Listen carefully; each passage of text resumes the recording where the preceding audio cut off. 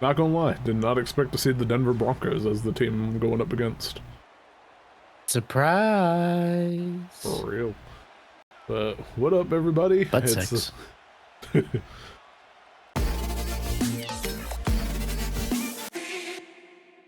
What up, everybody? It is it is PJ, and Zach has already jacked me up on that one. What up, Excabandai? Hola. But yeah, so we decided, if you all saw the last video, we decided we wanted to get back to kind of the online head-to-head Maddens as well, because that's what we started with last season.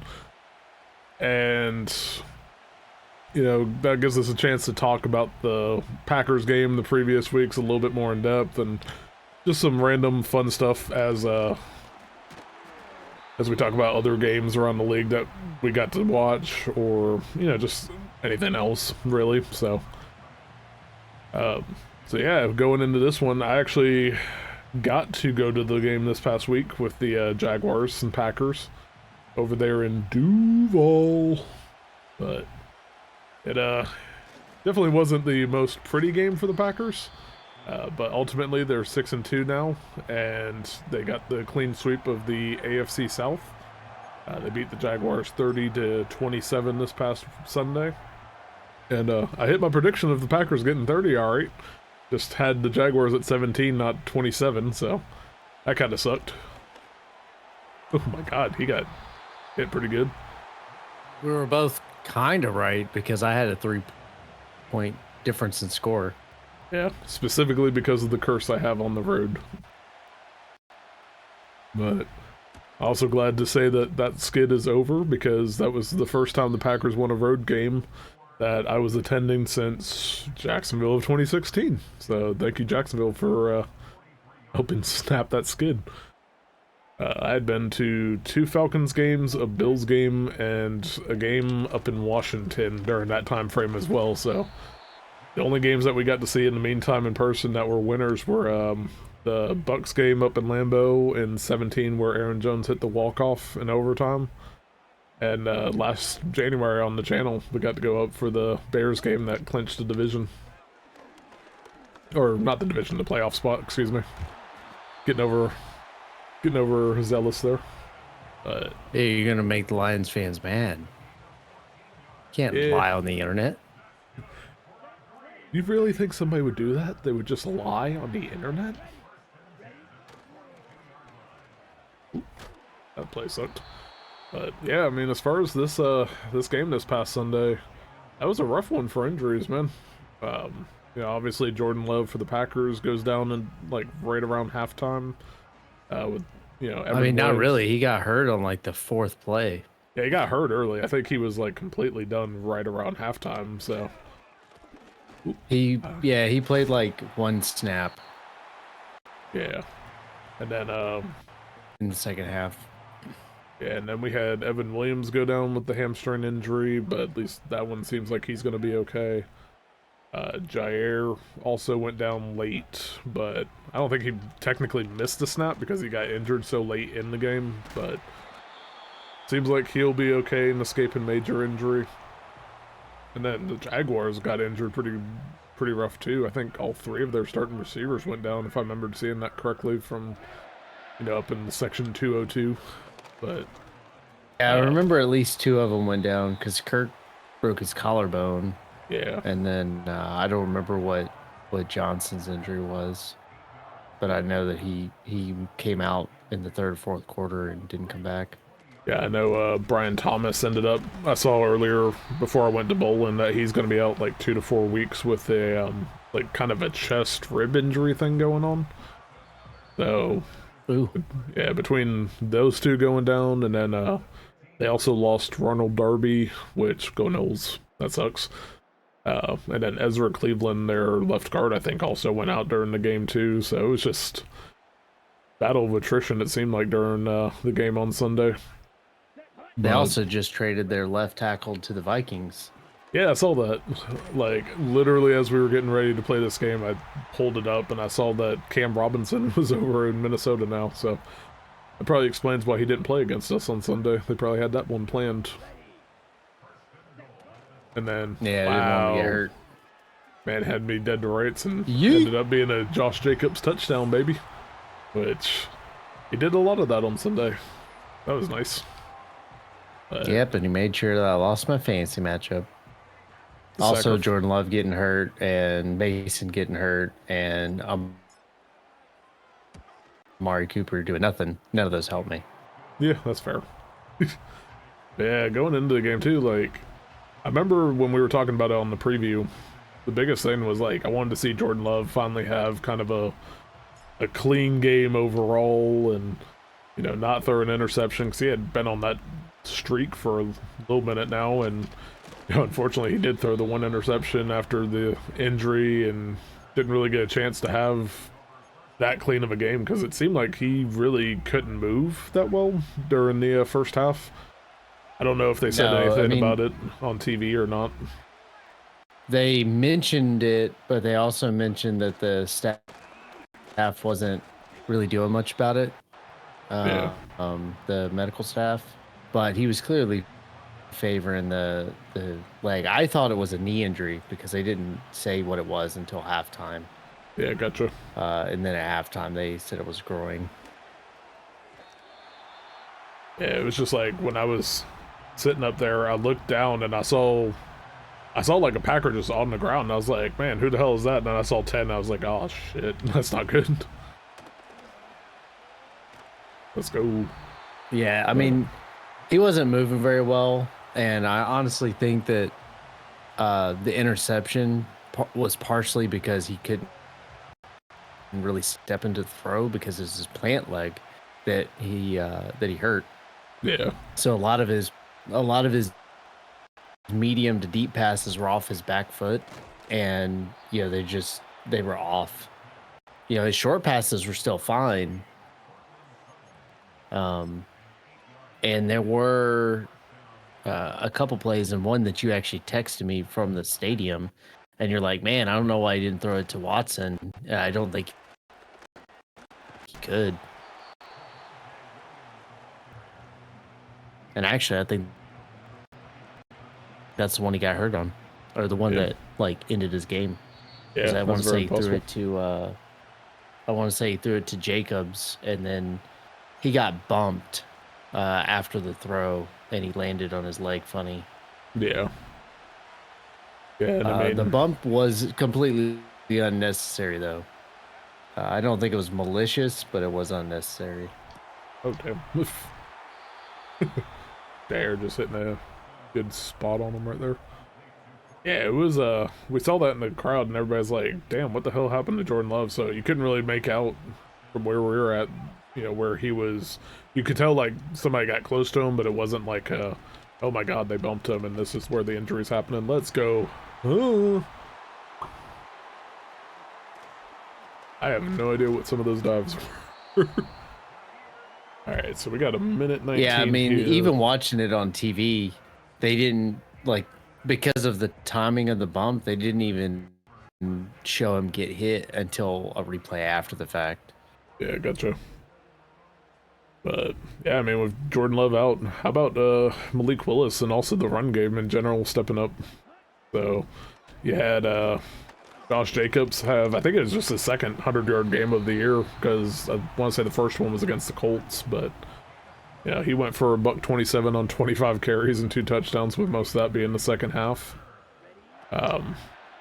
You had, let's see, I think Malik Willis only ended up throwing like what 5 passes throughout the entire game, including the big play down to Reed to set up the, you know, eventual game-winning kick. But Yeah, Tucker, he played it an entire half and only threw a handful of passes. yeah, and then you also had, even with that, Tucker Kraft still going off on National Tight Ends Day. He had the 67-yarder. Got the first there. Let me call timeout.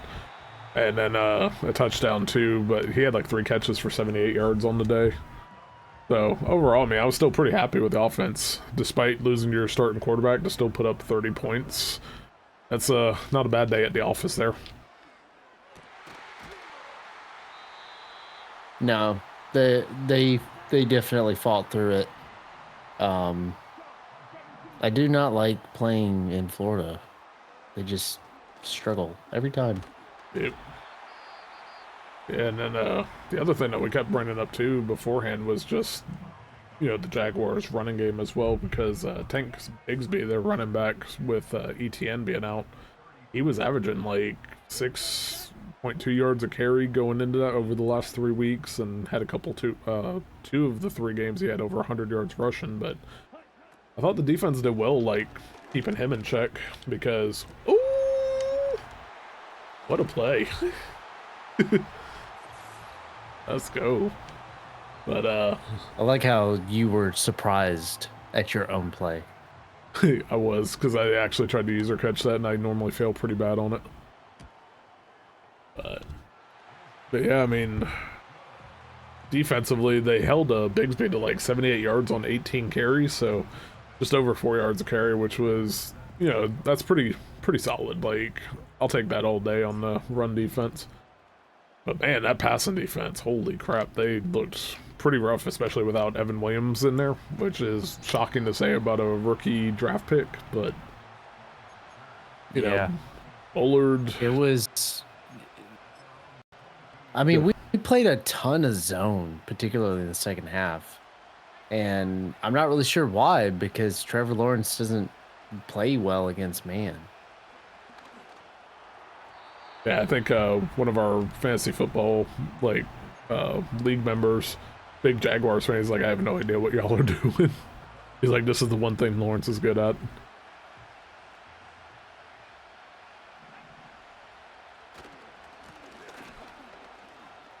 All right, then I'll take that 14-0 lead going into half.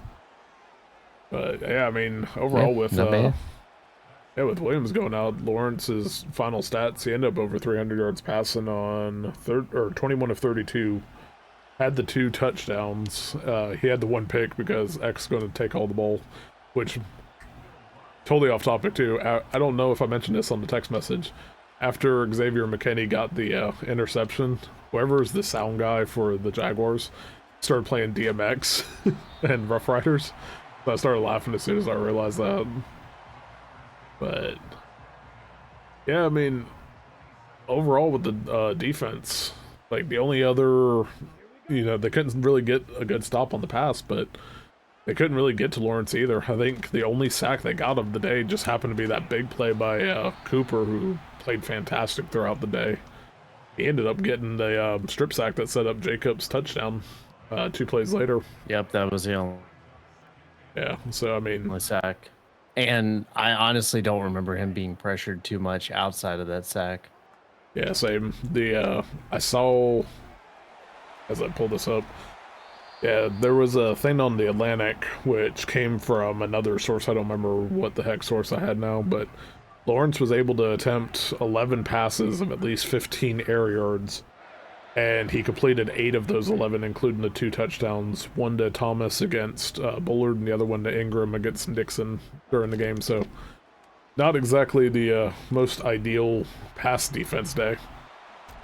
I am not gonna lie, I have no idea how I got Circle Button University. Yeah, boy. But yeah, speaking of Cooper too, he had that big ass pass defense against Kirk, where unfortunately that was where Kirk got injured. But I looked down, I was like, man, whoever had that coverage did so well. And then I was like, that's a 50 number? Yeah, I saw the all 22 replay of it later, and he literally fakes a blitz. So he steps up into the offensive line like he's going to rush, and then bails out and chases Kirk all the way down the field and got a pass breakup.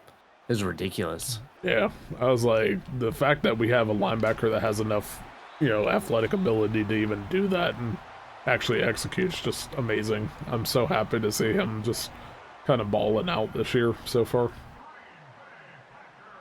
But I ain't gonna lie though, when Jacksonville tied up that game and had that like 10-point rally near the end and like the final 6 minutes or so, I could like feel my stomach just sinking. And I was like, oh man, Zach is gonna give me so much shit after talking about it this past week. And I was like, I do not want another game like Atlanta last year where Green Bay's up 2 scores in the 4th and blows it.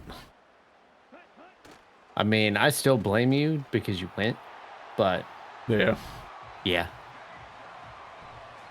But I mean, that pass from Malik on that last drive, oh my God, so good. it was Oh shit. a perfect dime. Yeah. Well, how about that? I got my extra point blocked. Yeah, that was interesting. Yeah. But yeah, he audibled to that play. Yeah, I saw LaFleur talking Or about I that a should little bit. say he adjusted the play because they were already in that formation anyway.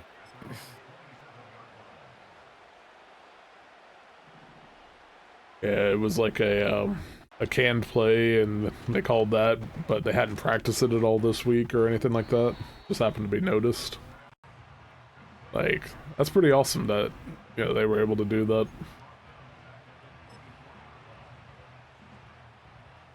But yeah, and then outside of the Packers game too, like when we were driving back from Jacksonville, I had flipped on my phone the Bears Commanders game, and it was getting near the end, and I was like, oh man, I hope the Commanders are able to pull this one out against the Bears. And when Chicago took that late lead, I was like, damn it, why doesn't nobody in this division want to lose outside of obviously Minnesota on Thursday?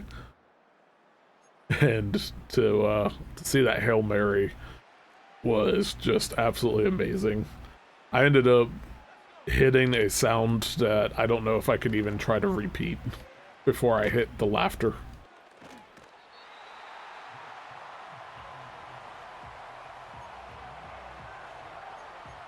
But I don't know. Did you get to see any other games that you thought about anything this Sunday worth watching? I watched clips of a couple different games. I didn't really just sit down and watch them. Just kind of just didn't really feel like it after watching the Packers barely win. But the Jets breaking up the 756-0 run of NFL teams with a scoring 20 points, not having a turnover, and holding their opponents to 250 yards or less of offense. That's interesting. Yeah, I couldn't believe when I looked up in the stadium, it looked like they were kind of a close battle, but I didn't think much of it. And then I saw that they actually lost because somebody had pulled it up or something while we were leaving the stadium, and I was just laughing at them.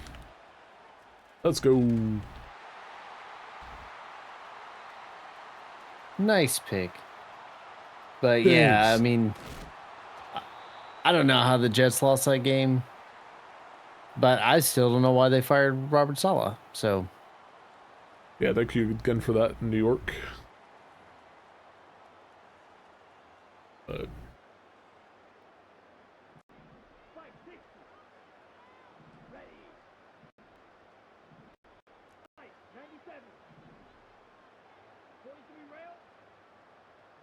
try to be kind of asshole and do a deep ball here.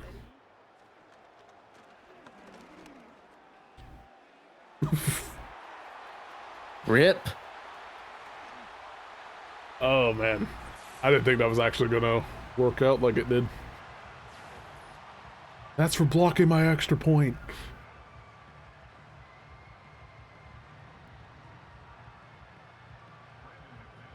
But yeah, the Detroit game was the other one too, where I was. I know we're gonna preview them for the next video and stuff, but when I was in the stadium, we barely got too many scoring updates. So I saw a 14-14 score in that game with them and Tennessee.